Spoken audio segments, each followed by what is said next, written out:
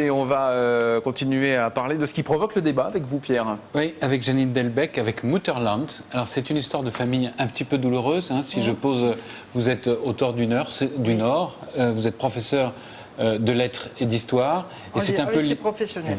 Et c'est l'histoire de votre famille ou l'histoire de votre grand-mère qui a abandonné votre mère et qui était allemande et qui l'a abandonnée en France parce qu'en 1910 c'était possible. Et vous avez récupéré cette correspondance. Pourquoi est-ce que vous en avez fait un livre ?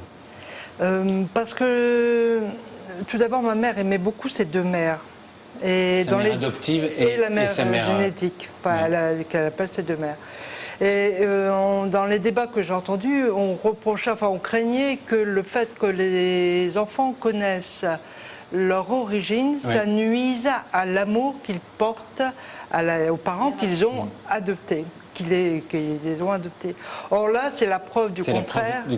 Parce que ma mère a autant aimé sa mère française, parce que je les appelle comme ça, qui l'a élevée, qui est enterrée avec elle d'ailleurs, et sa mère allemande qui est restée à Pforzheim. Enfin, j'imagine que chaque cas est une particularité, ceci dit, on ne peut pas. Oui, non, on ne peut pas, parce que la particularité de cette histoire, c'est que sa mère, la mère qui l'a adoptée, lui a donné le bâton de maréchal en disant « après-mi, t'iras cacher après ta mère ».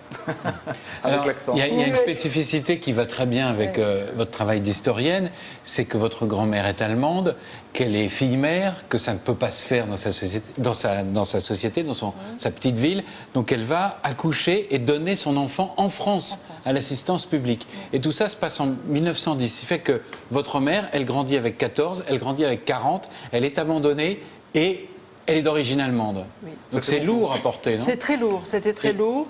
Et que dans votre livre, il y a derrière les correspondances, il y a l'histoire de ces deux pays. Oui. Il y a cette histoire de la France, des petites gens, parce que ce qui m'a intéressé dans cette confection, c'est de donner la parole aux petites gens. Aussi bien les grands-parents, enfin ma grand-mère, parce que l'autre était mort, la grand-mère française était d'origine humble. Et donc je trouve ça important que ces gens d'origine humble parlent. Il n'y a pas que la mère, il y a la sœur, il y a toute la tribu. C'est votre premier livre, hein ? C'est mon premier livre, oui. Ouais, c'est donc important quand on... C'est important, oui. Et c'est une histoire qui vous tenait évidemment à cœur. Ah oui, c'est la plus.